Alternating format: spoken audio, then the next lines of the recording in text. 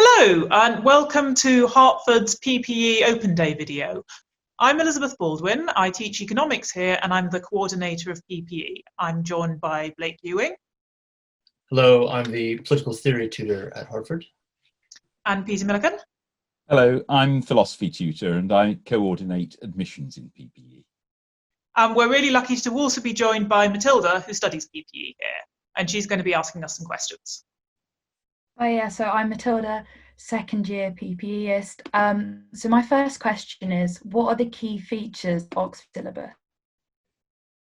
Okay, so the syllabus in Oxford is divided obviously between the three disciplines, philosophy, politics and economics.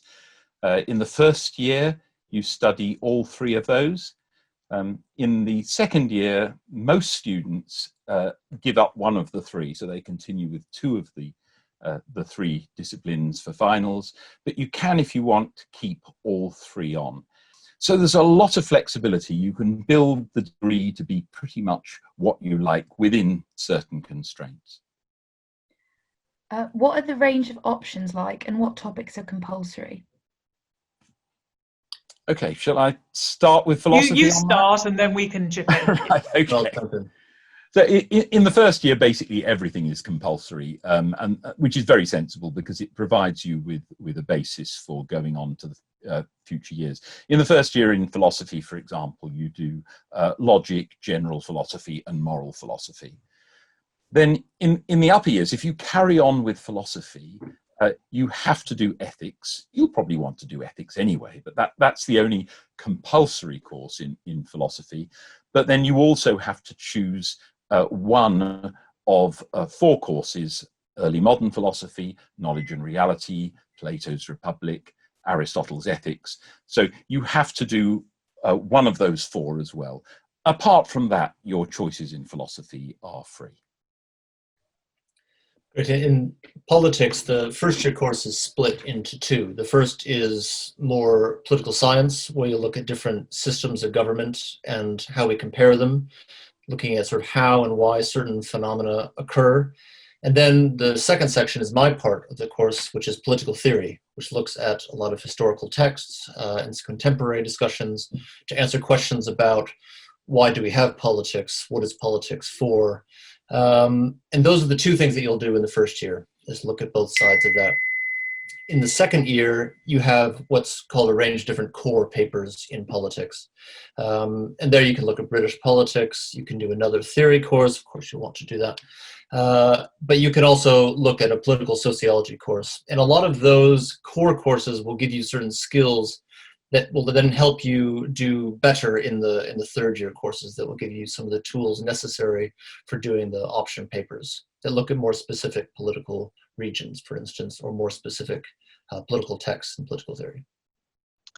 I would just add, from the point of view of economics, that a key recent feature of the syllabus is that we've tried to make it much more modern and thinking about important questions about the world, rather than a rather old-fashioned economics syllabus would start with the models. We use formal models to understand economics, and an old-fashioned syllabus would just start with what are the models and then something about how to use them. But we've moved to a much fresher syllabus based around what's called the core curriculum, trying to look at how important economics is for focusing on modern questions in the world today. So this starts with a really important question, like why does the Industrial Revolution take place, and builds from there into how might you use an economics model to more deeply understand something that you're already building an intuition of. So we're trying to make the Oxford syllabus really modern and relevant today. So in economics, there are effectively three different strands of work. There's microeconomics, which is looking at the firm or household level, the choices that are made.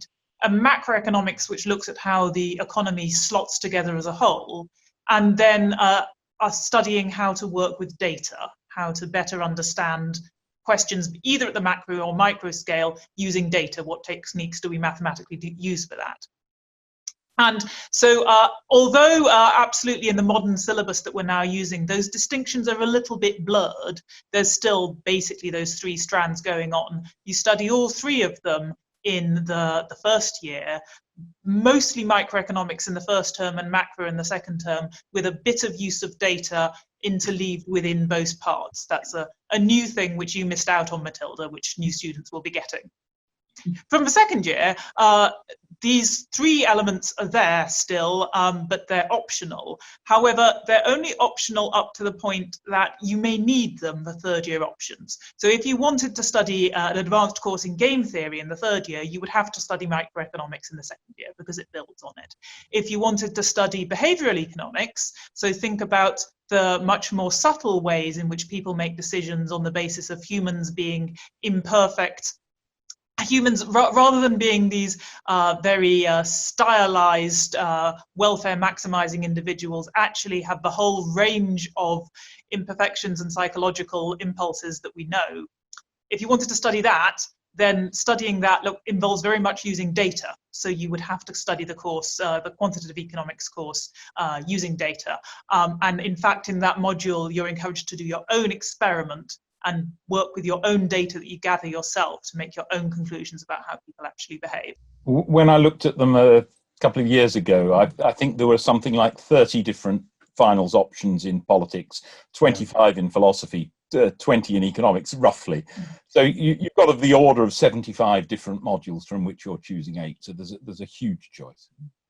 So Matilda's going to be asking us some questions, but before that, I thought I'd also introduce all the other people who teach PPE at Hertford, as we've got a really nice big community, and it's nice to see how strong the subject is in the college. So just opening that up.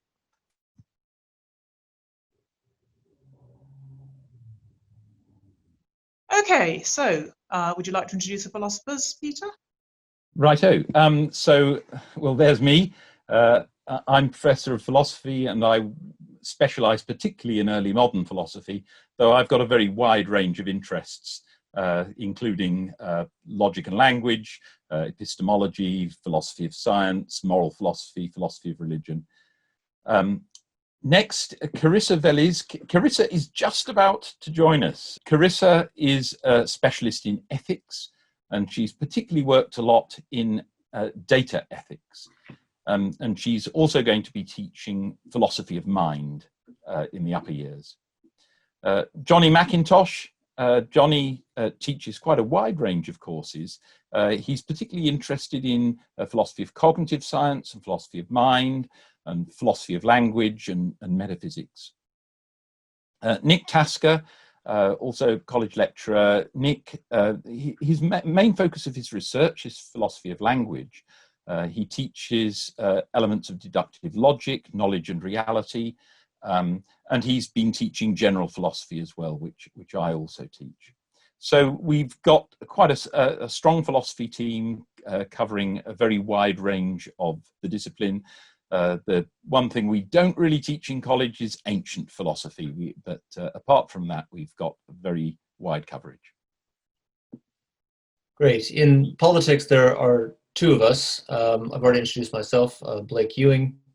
We will teach some ancient political philosophy, and I will do the rest of the theory curriculum, certainly in the first 2 years. More specialist subjects, you may be sent out to other colleges. My colleague is Professor Radek Zubek, who is a political scientist. He specializes in European politics, but he also teaches the more general comparative politics course at the college. So I am a specialist, particularly in environmental economics, where I teach the third year option, but also in microeconomic theory. So I teach students in their first term. I both do the lectures in that first course and also teach the tutorials. And I like to include in my tutorials a lot of coloured pictures with pens on the board, as Matilda will know. That also, interestingly, is actually an important part of my research in microeconomic theory. We're joined by Olga, who works with data. She's looking at using new techniques from computer science to improve the way that we can learn economic facts from data. And she'll be teaching the course to students on how to work with data in the second year. Another really important part of our team is Richard Povey. He works on the economics of altruism, and he teaches both microeconomics and macroeconomics.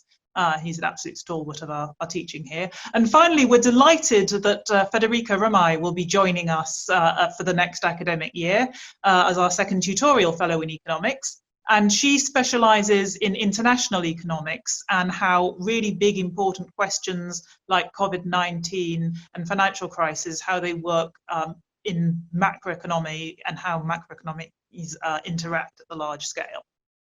So we have this really great big team.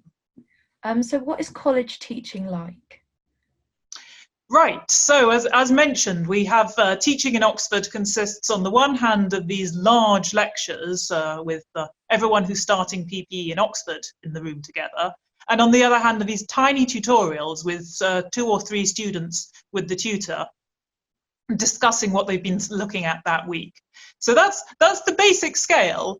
That's the basic structure, but we do also modify that a bit in Hertford because we've got so many people studying PPE in Hertford and in the related schools. There's also people studying related schools in philosophy, as I'm sure Peter will mention. That means that we can do additional stuff as well. So, for example, for the first year, for the first term, when I'm studying microeconomics with students, I also do a weekly class to get the students all up to the same page with their mathematical skills. So in order to study economics at university, you need your maths to be a bit better than maths A level. And some students come with really, really good maths A levels. For some of them, it wasn't their strongest subject. That's fine. We have this first term course to get everyone up to the same page and learn those extra bits that you need to know. And I think those classes, because we get so many people together, because we've got all the PPE and all the economics and management students, I think they're actually rather fun. So the teaching in philosophy varies a bit. One important aspect early on is that, as Elizabeth was saying, we like the students in the different cohorts to get to know each other. And so we've got a lot of PPEists, we've got a fair number doing computer science, philosophy, physics, philosophy of modern languages. In the first term, we put them together in logic classes, and also I do general philosophy discussion classes with everybody there. And the latter particularly are great for just getting to know other people doing cognate subjects. They're good fun, you learn a lot from it. And it has the effect that for the rest of your time at college, not only do you get to know the people doing PE really well, but you also get to know really well, a number of others. Now, most of the teaching in philosophy, however, is done in tutorials. Most of those tutorial groups will be 2s, sometimes they're 3s, and sometimes if a student's particularly keen, wants to go in very deep, we will have tutorials with just solo, or if they're the only student in the college studying that particular course at the time. It's mainly tutorial teaching, but we use classes, particularly at the beginning, when it's so useful for you to get to know each other, and we're dealing with stuff that can easily be taught in larger numbers. What I'd like to add to that is, in terms of getting to know each other, that's nicer, obviously, to have a lot of people who you are studying together with, who you're friends with. But it's also actually an important part of that part of learning in the college. Because one real important difference between university and school is how many contact hours you have. So you have lectures perhaps throughout the morning, 3 days a week. And then you might have 2 tutorials a week, and maybe a class as well. But you can see that compared with school, a lot of hours are going to be yourself studying on your own in a room, or in your room or in the library. Except that you don't need to actually be on your own. And particularly at Hertford, because you have such a big cohort of people studying both PPE and related subjects, a lot of that time can be spent with your cohort, discussing these ideas, chewing them over, working out how to think about them, hearing other people's ideas about that, which can be as an important and enriching part of your education as the bit that you get in tutorials. So that's why we're emphasizing how important it is that how important we think it is that there are many students studying these subjects here at Hertford, because that home community would be a really important, enriching part of your degree, as well as your social life, we hope. I think a similar, to echo what Elizabeth was saying, I think because you have such small tutorials, it's always nice to have opportunities to meet as a group. And in politics, we do a similar thing, where we have some larger classes to discuss some things together. But also, for instance, we have a political theory reading group. The study of politics has a very long tradition going back 2,500 years. And so we often start the course in political theory by reading some Plato together, which is more casual and a slower way of going about just reading a dialogue together, which is a really nice way not only to learn a bit about politics from an era that we don't think a lot about, but also to get to know your colleagues in a more relaxed setting.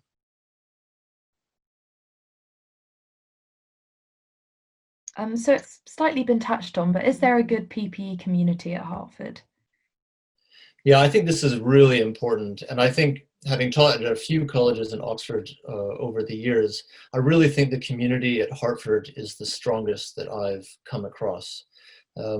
Tutorials and essay writing and going to lectures is only part of the degree. I think, as you'll attest, so much of this are the more extracurricular things that you do together.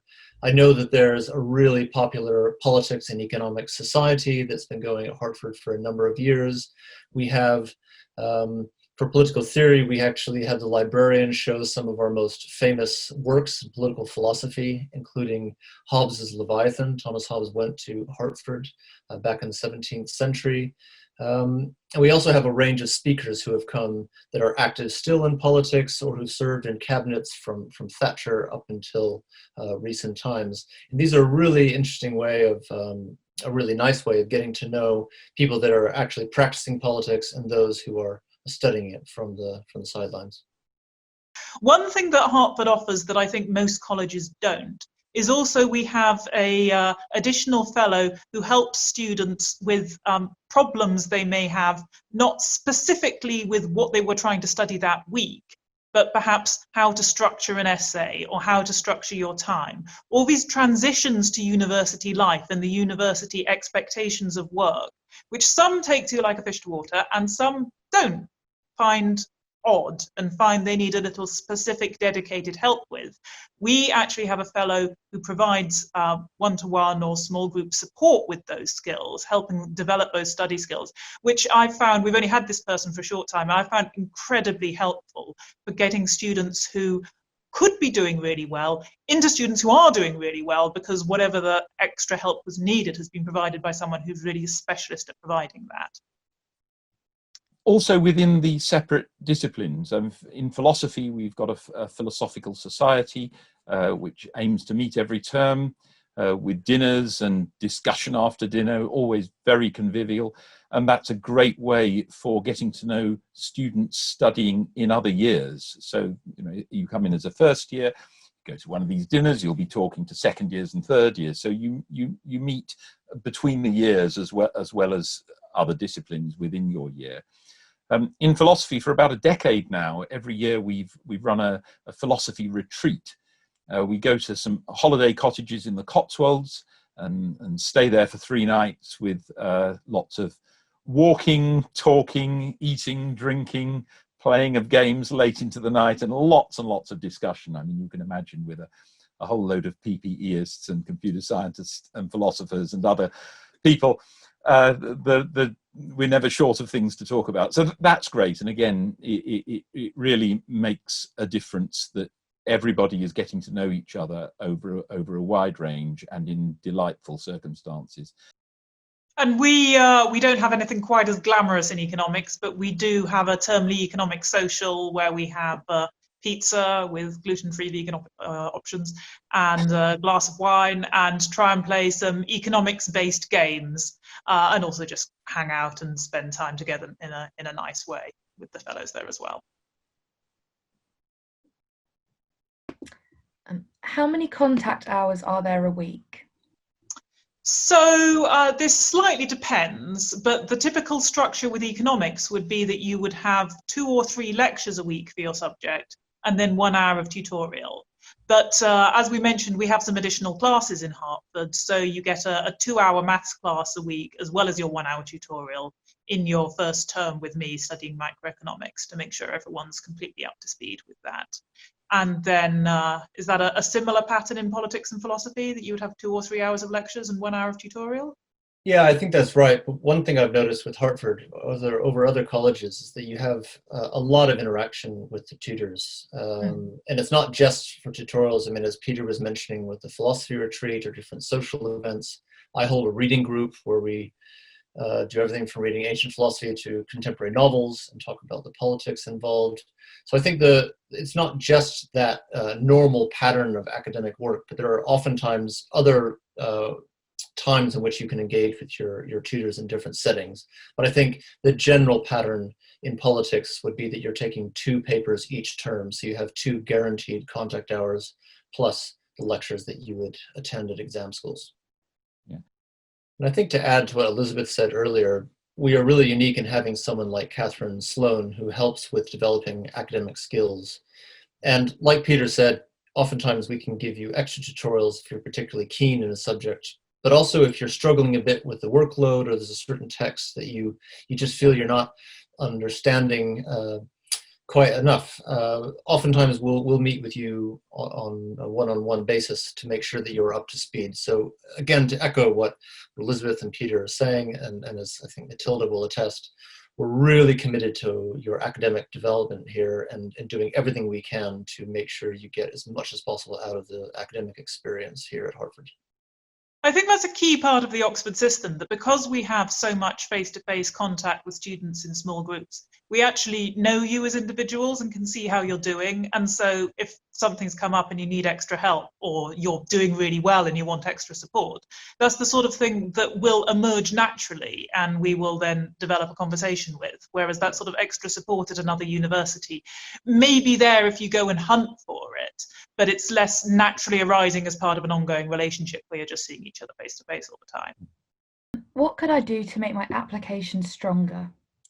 So when we look at you on paper, to be honest, we're looking at a big group of really, really bright young people, and fine-tuning the details of your personal statement, it should be made clear, are not going to make any difference to us. You should write your personal statement thinking about the other universities who don't do in-person interviews. Because we do in-person interviews, we are not going to try and get a sense of you as a person from that personal statement. And also, to be honest, we want to be fair, and we know that for some of you, you've worked personally really hard at that personal statement, and for others of you, you've got a lot of help from your teachers or your school.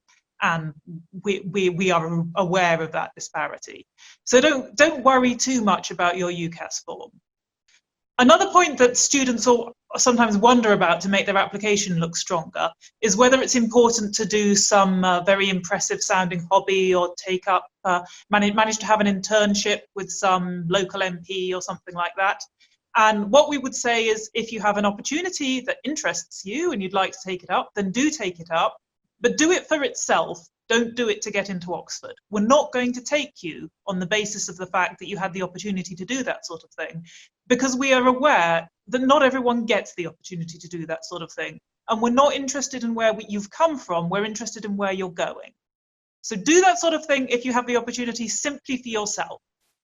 But for getting into Oxford, we'll be interested in trying to work out who academically seems to have the most potential going forward. What is the most important thing to focus on in an interview? So really and truly, the question you've been asked. Quite a lot of students come in feeling that they've prepped themselves and they've prepared themselves and they've got all this knowledge that they've been revising that they want to communicate. And we know you've learned lots of stuff at school, and we know that you'll be assessed on that in your A-levels. And we've asked you a specific question, and we want you to really focus on that specific question that you've been asked. Too often I hand a student a piece of paper, which the sort of questions I ask are puzzles. And these are puzzles designed to work for a student if they are not studying economics A-level, because I realize that not everyone has the opportunity or chooses to study economics A-level. So you don't need economics A-level to study this puzzle. What you need to do is read the question really carefully that I've set you. And so a student that puts that piece of paper aside, and then you can see them shuffling through their mind to think about which bits they think they've studied that are relevant. That's the mistake. Focus on the question. I think, yeah, just to add to that, I think it's really important to not feel that you have to know a whole bunch of stuff before you get here. What the interview is about is we want to just see how you think. How do you think about a particular problem? How do you work through a various puzzle, as Elizabeth was saying? And in my subject, political theory, a lot of these books people won't have read or even heard about. And we're not there to try and see if you've read something or test your reading comprehension. It's a matter of showing your enthusiasm and trying to work out different possible debatable problems in political theory, or how you might go about trying to compare one political system with another. So I really want to stress to sort of take the pressure off feeling that you're arriving in an interview and you just haven't had as much preparation as some others. We know that, and that's not what the interviews are designed to do. And coming back to what I was saying as well, the sort of puzzles we set are supposed to be hard. You're not supposed to be able to answer them immediately. If you can, then actually we haven't chosen a very good puzzle.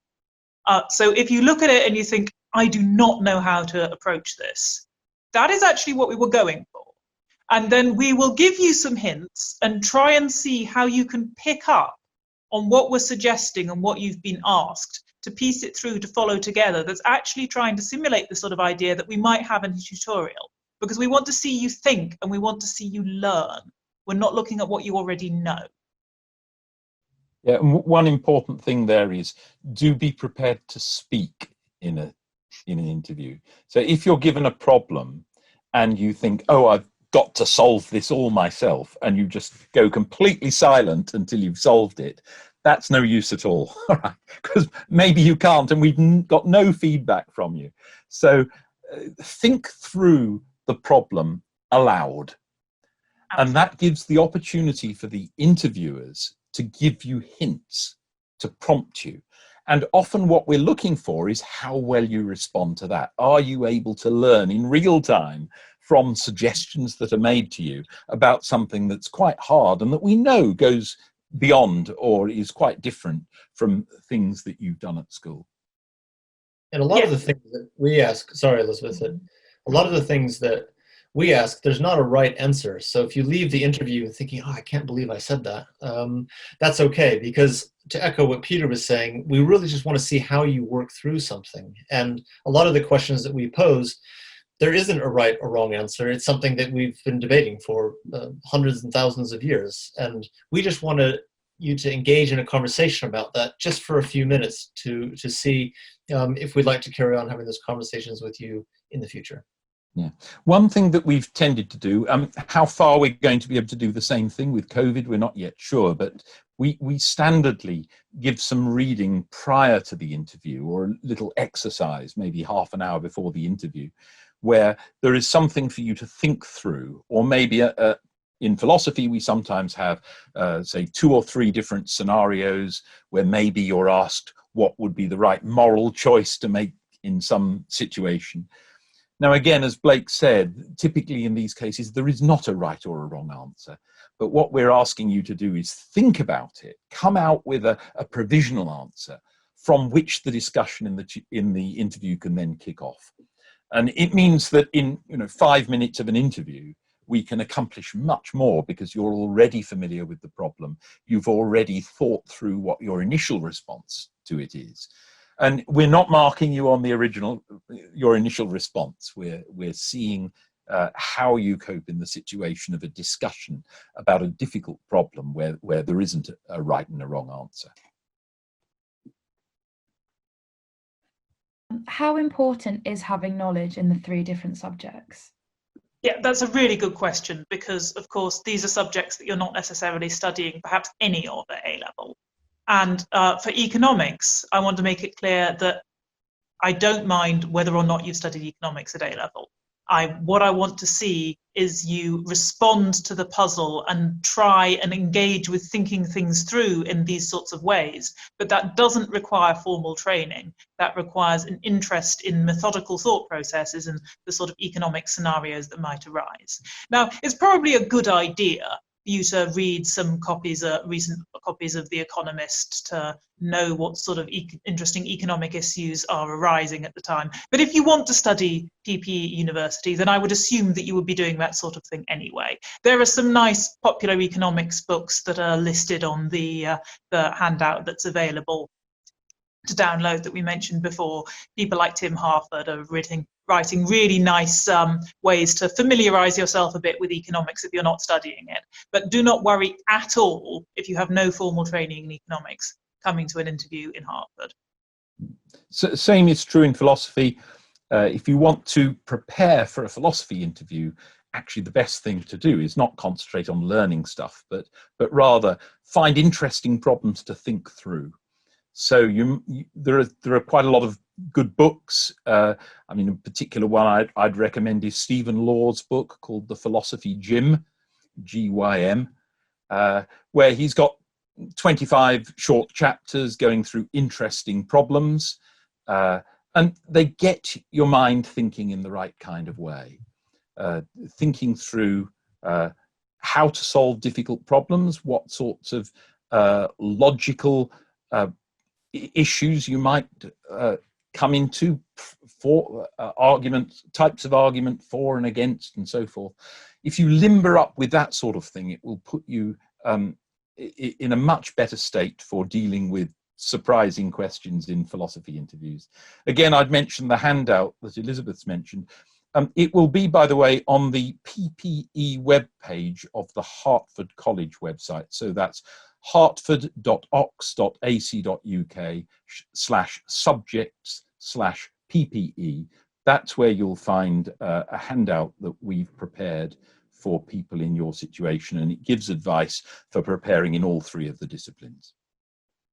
Yeah, I think that's right. In politics, one thing that you would find worthwhile would be just reading a few things about the type of questions that we ask, the type of things that we do. There's a book called What is Political Philosophy by Adam Swift, and I think it's called an introductory student guide, and that's a really easy way of sort of seeing some of the questions you would ask about what is politics, what is it for, who should rule, is it fair that some people are rich or some people are poor. So those are the type of things that we ask, and perhaps some of the things that we may ask you in an interview.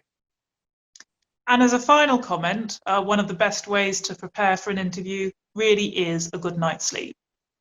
Any last-minute cramming you might do will not have nearly as good effect as just being rested and trying to be calm about it. And to absolutely echo what Peter said before, all of the bright young people we have applying have got great futures ahead of them and are going to get accepted onto good courses. We can't accept them all at Oxford because we have limited numbers, although very many of them could come here and succeed. And so please try not to get too invested in whether this is going to work out for you or not. Basically, you'll get 3 interesting conversations about topics that hopefully interest you, and whether that turns into something more long-term at Hertford or not is ultimately something that you can't have that much control over. So try and let it go, relax, enjoy it, and look forward to your future wherever it is.